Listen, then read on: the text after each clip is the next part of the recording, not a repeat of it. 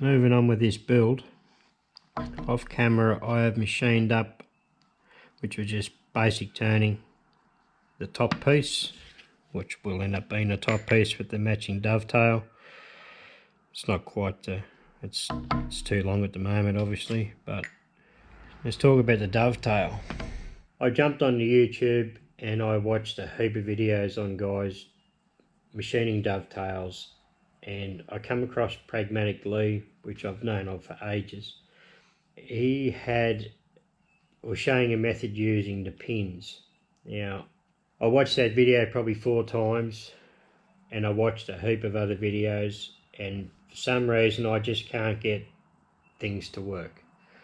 I'm not very mathematically minded at all. So what I ended up doing was just winging it and made one out of aluminium. Took me about an hour, and it actually fits pretty well. There's a tiny bit of play, but you can lock them set screws up and it locks up tight. So what I've got to do is replicate that onto that. Now, I'm aware that some people do not like time-lapse videos, but for something like this where I'm just hogging down the sides, I'm going to use time-lapse. So I do apologise if you don't like time-lapse. You're probably going to want to skip forward a bit.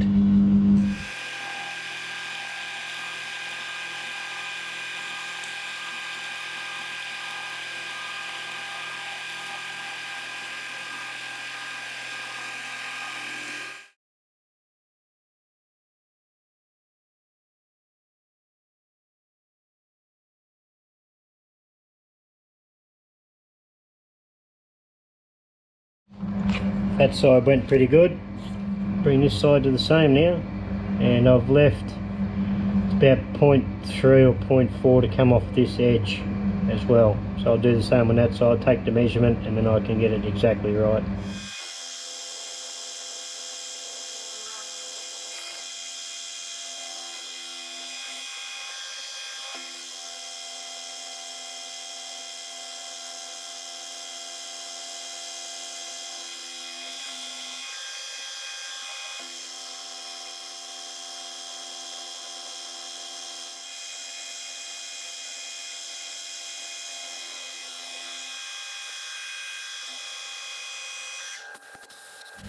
.53. It's pretty close. Got 39.55, but anyway, close enough. Righto, we're about ready to make a start on these dovetails. Just going to take it very cautiously. I don't want to stuff that cutter. It's the only one I've got, and it belongs to Trevor. So once I get in and I can get the pins in the side, which are only drill bits, I'll start taking some measurements. But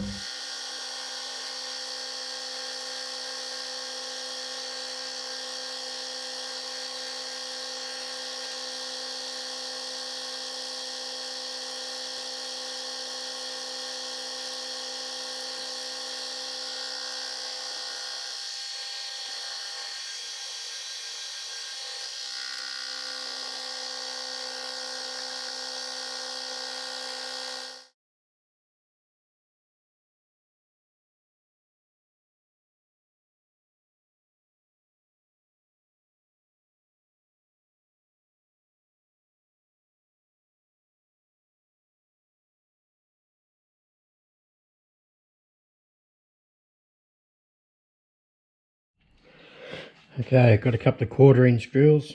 They're brand new, so they've never been in a chuck, so there's no burrs or nothing on them.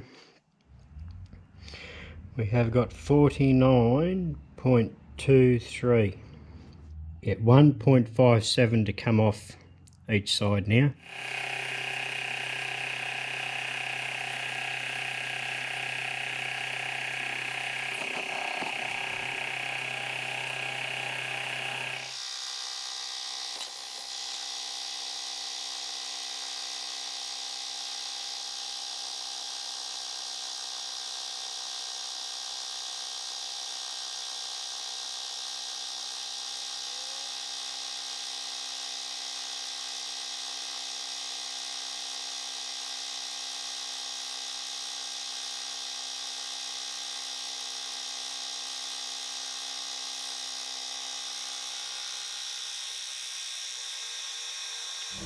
Okay, so I've got 0.58 to come off each side.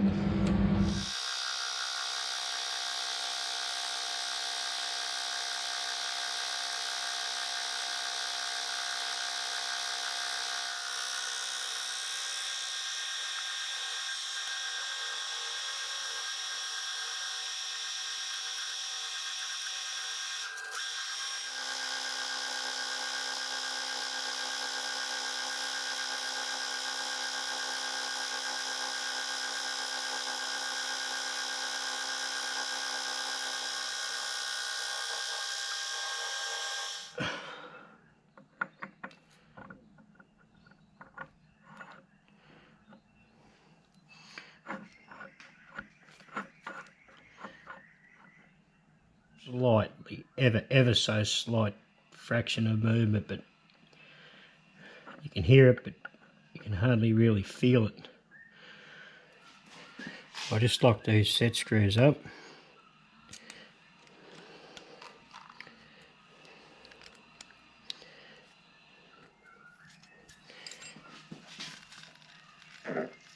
Oh Jesus, that has locked up solid.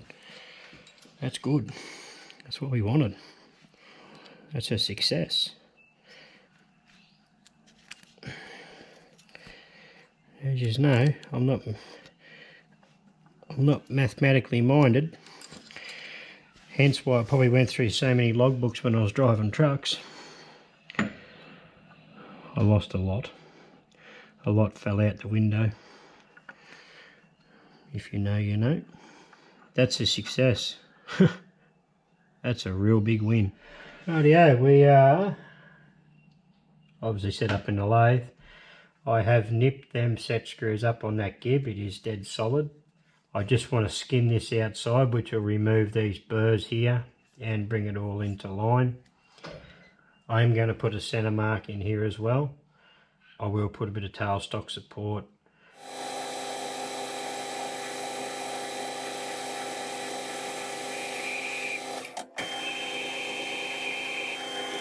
What I might do is remove the tailstock support, just take a couple of light passes on this back here just to square that up.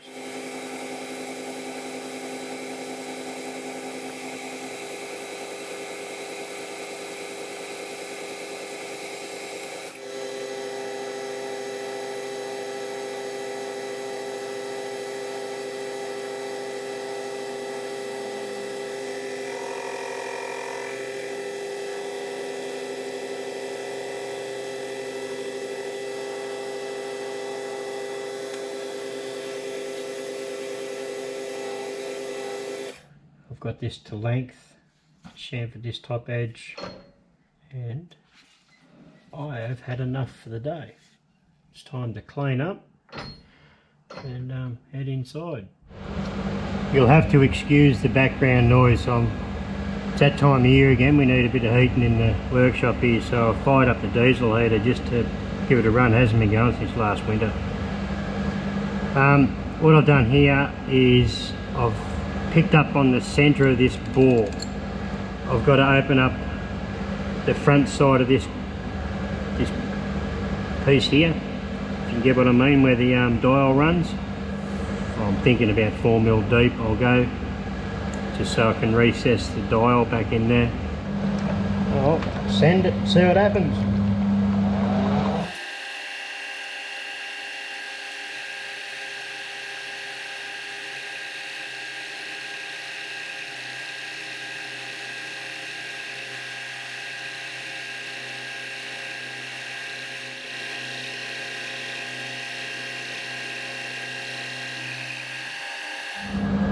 That's plenty deep enough for what we're doing. So there's a lot of setting up just to do that, and I probably didn't probably do the whole thing in the right procedure. But anyway, it worked. Okay, I've decided to run 16mm tooling in this, or 5/8.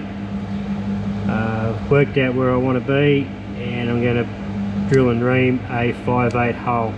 I don't have a 16mm ream, unfortunately. I'm hoping it's going to go oversized a fraction, and I've just ordered a brand new boring bar. So this hole's going to go all the way through. And just a bit of behind the scenes, it's taken me 7 goes to get this segment done. Just to say what I'm doing. 7 goes. Man, I'm losing it.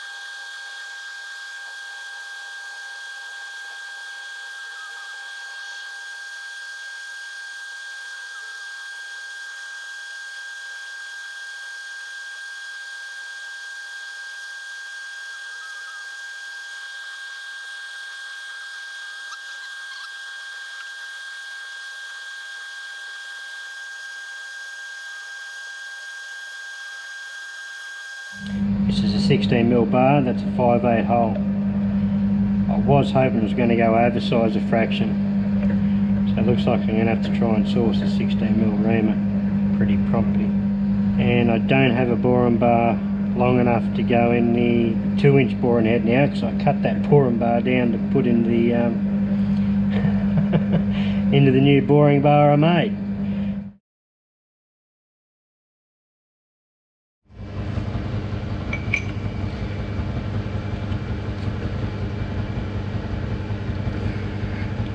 Yes, I've gone all the way through, and I'm wondering whether it's this bar or whether it's got a slight taper in it from this adjustable reamer. So I'll do a bit of stuffing around and try and work it out. Okay, we had a win. What ended up happening was I only went through till it was just poked, you know, the cutters were just through the bottom side. Had to go through a bit further. So I've done that, and 16mm bar.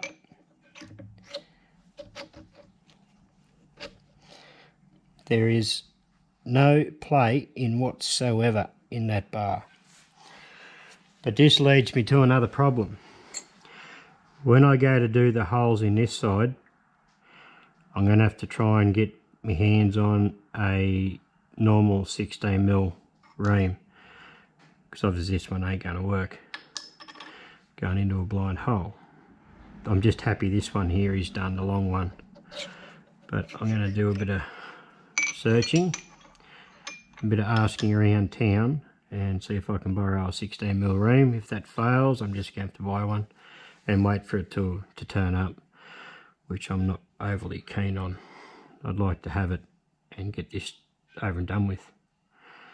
We're up to putting the 3 holes in the top.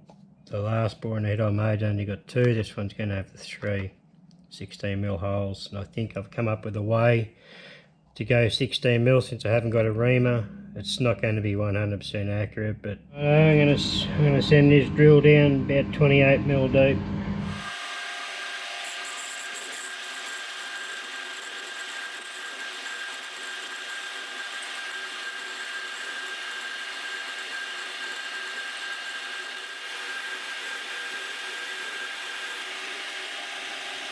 Here's half the answer to get these holes to 16mm. That was a 10mm hole I drilled. I'm going in with a 13mm annular cutter, then I'm going to go in with a 16mm. I've done a trial run on this. It's a fraction over 16, but it's the best I can do, and it'll be right. The other boring head's got a little bit of play in where the boring bars go in, so it is what it is.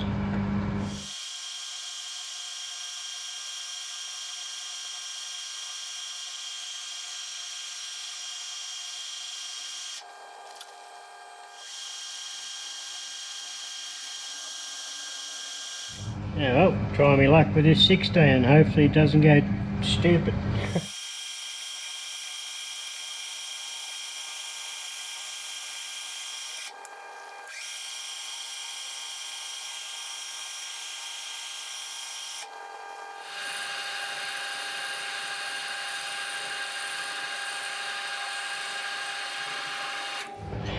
Oh well, here's the test.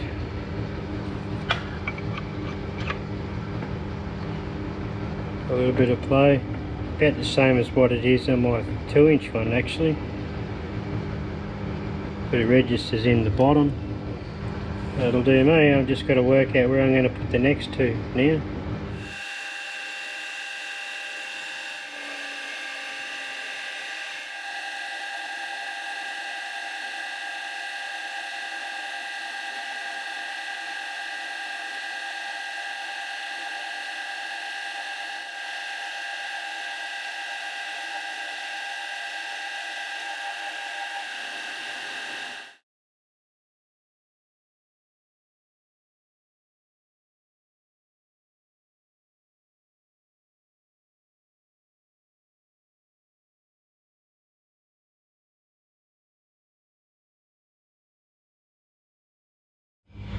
Okay, them 3 holes are done. They're not the neatest of holes, but they'll work.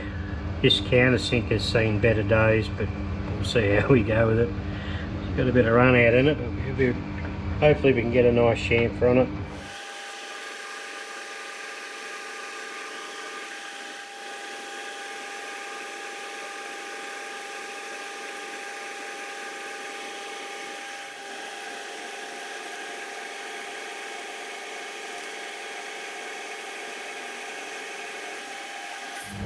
Don't look too bad.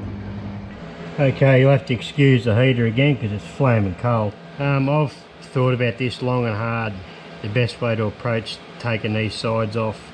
Theory is I'm just going to bulk a little bit of it out with this 1/2-inch end mill. Then I'm going to reset it up so it's standing on its side in the end of the jaw. Then go in with this long series 3/4 and hopefully make it down to a neat corner.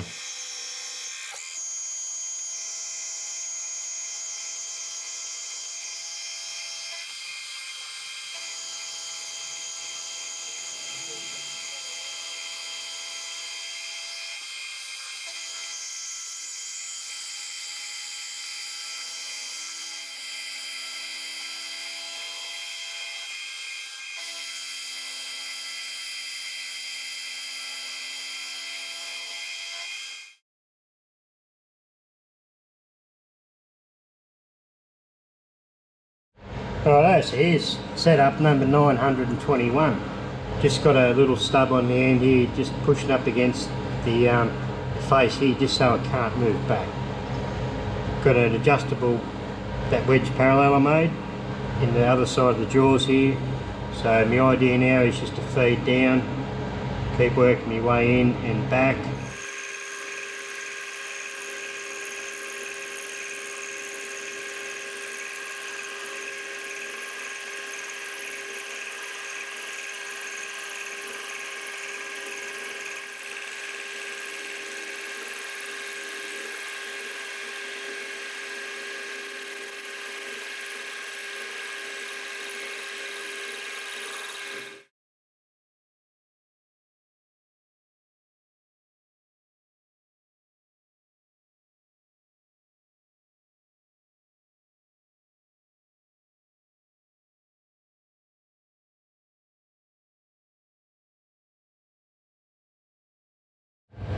What I'm going to do is this section here is a touch proud, about 1/2 mil proud.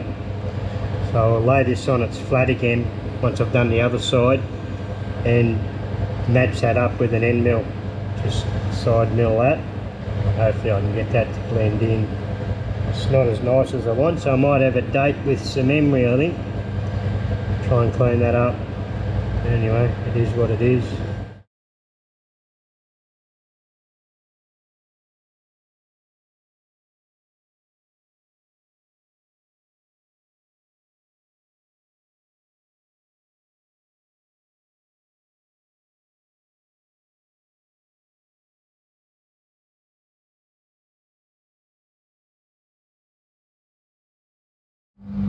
I've definitely got a dinner date with the emery, and I'm going to lay it flat now in the vise.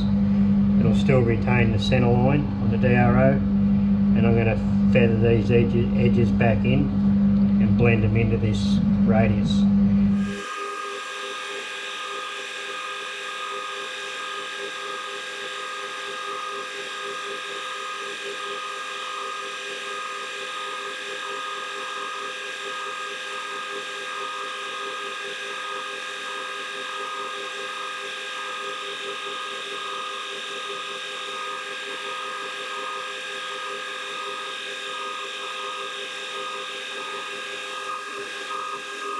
Okay, I'm going to pull up there and leave it at that and do the rest with emery. I'm going to do the back side now.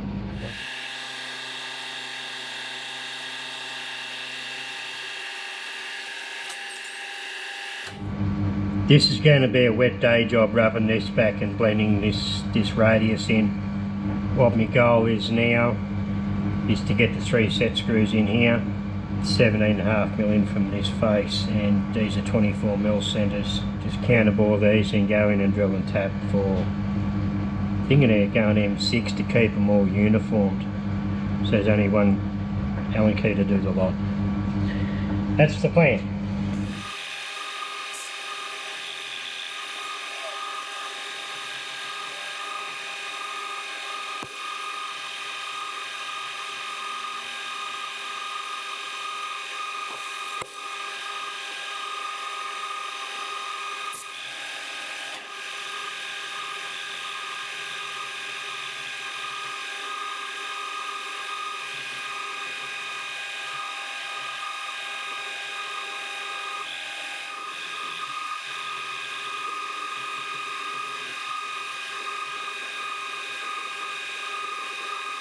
$5mm drill the 3 holes.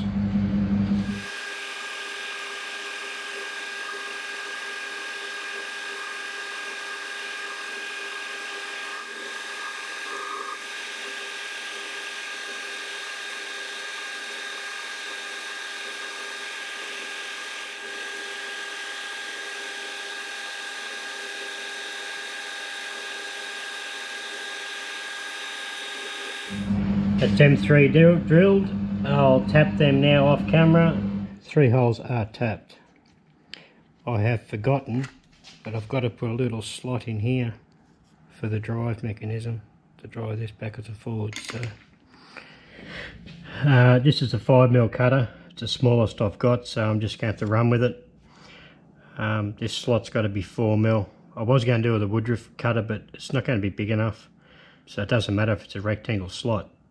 It doesn't have to be domed, as long as it's got a square edge the round piece can run in. We'll be right.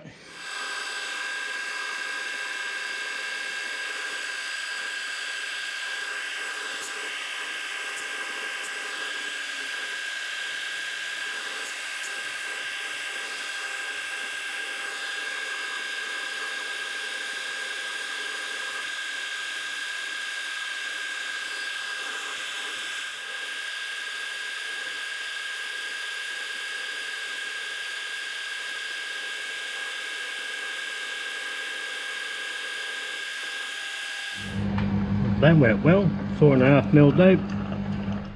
Okay, it's time to make the lead screw, if you want to call it that. It's just a bit of round bar. This has to come down to 23.9 is what I'm going to run with. And then I've got to step it down then to put the M10x1 thread on.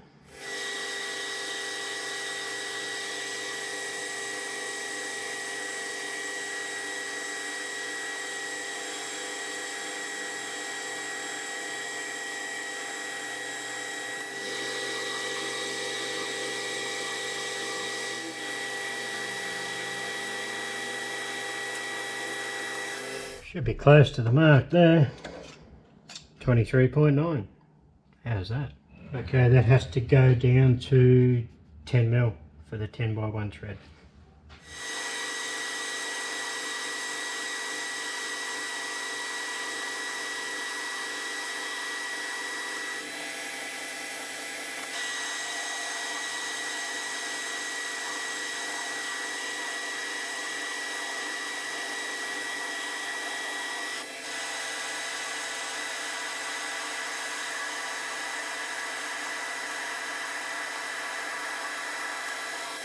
My wife just brought me out a piece of orange and poppy, what was it? Orange and poppy seed cake.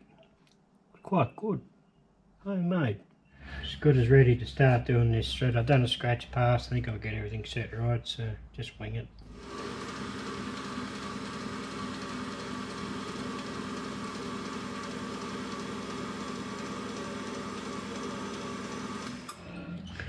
Notice I've had to recess this a bit, and I took a bit more off this face, so I couldn't get the tool in around this bloody centre, which for ever getting caught with this centre I really need to get another one, like a long narrow point.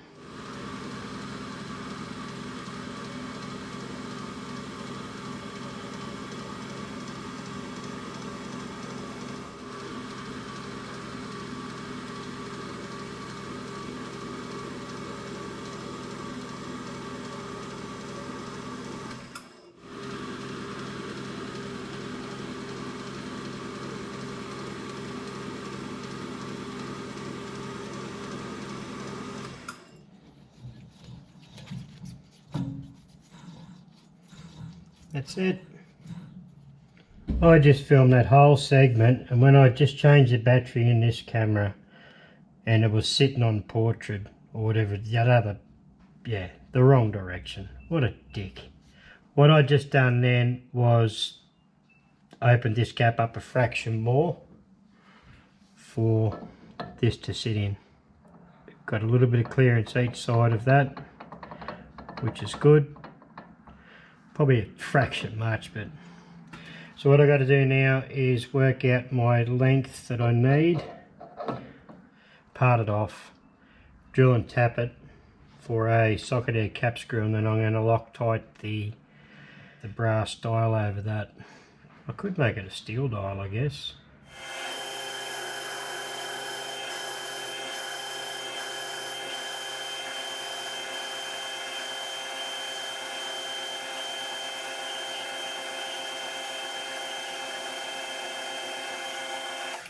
I think I'll just make this into a dial instead of going to the trouble and making a brass one. This will scribe okay.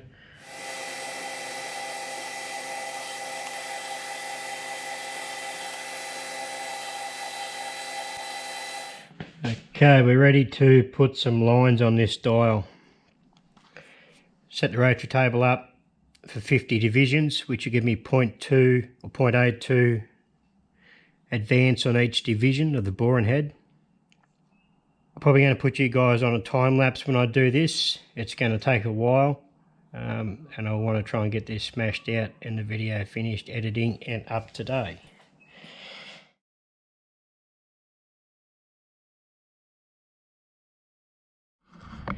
Bring you guys in, hopefully you can see that. Don't know how well it's going to focus, but I think it might turn out alright. The short lines are 2.5mm long, and the long lines are 4.5mm long. So it's just a lot of rinse and repeat 50 times.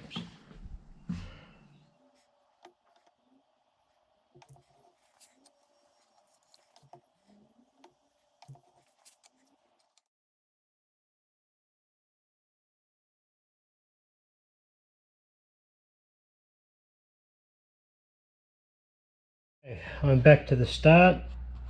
If I've done everything correct here, that should go line up with that first original hole, and it does, like I bought one. Don't know how well you can see it, but it's not bad. Don't know how I'm going to go putting numbers in there. I'll have to do that at a later date, I think, when I can work out how to do it. That's the tool I used. Just on the belt sander, ground it to a point.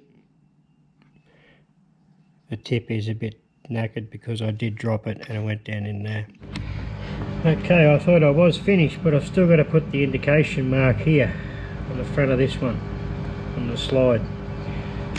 So I've sent it up and just going to put a mark there.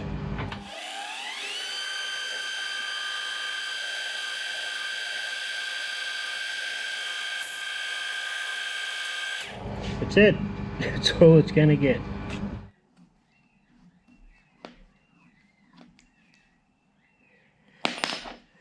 There it is together. Where's the mistake? Mistake's in this hole where the dial runs. Somehow it's not quite central and it looks terrible, to be honest. But it is what it is. I haven't got time to make another one. And this one's going to function, so for the time being it's going to stay the way it is. And when I work out on the program I have for the etching I use to make the stencils, when I work out, I might put a 0 and so on around here. Each division works out at 0.02 of a millimetre, so it's 1 millimetre per revolution. Well, that's this build done. Now, unfortunately, the boring bar I ordered on eBay to take the DCMT inserts, the same ones as I use in the 12mm boring bar, I've had a heap of success with them inserts. That's why I ordered a 16mm bar to take the same. I did send a message to the seller on eBay if he could sort of get it here a bit quick as he can. He posted it straight away. He sent me a message that he posted it straight away, but it hasn't arrived. So I'll have to do a test run when that turns up. The other 16mm bar I got that takes a triangle insert, never had much success with that bar. So I'm not even going to try and run it in it because it's just going to be shit. Overall, it's going to function. I've got to do something about these. I'm not happy with them. And I'm not happy with that gap around the dial. I'm going to have to do something about that at some stage. Now, I had a couple of comments in the first video saying, oh, it's good and well to go and make a boring head. Plenty of people have done that. But they'd be more interested in seeing a boring and facing head. I've done a bit of homework, and it's a bit of a mission to build one, but I can't find a set of plans for one. So if anyone's got a set of plans for a boring and facing head, I'd love to see them and see if I've got the ability and the balls to have a crack at making one. That would be an interesting build. Plenty involved, gear cutting, all that sort of stuff. It'll be a fun build. So if any of you guys out there that have got a set of plans for one and you're willing to pass a set over, I'd love to see them. And yeah, hopefully have the guts to have a crack at making one. Yeah, it's a bit of a mission to build, but I reckon it'll be a lot of fun. Thanks for watching, guys. I hope you've enjoyed, and see you next week. Hooroo.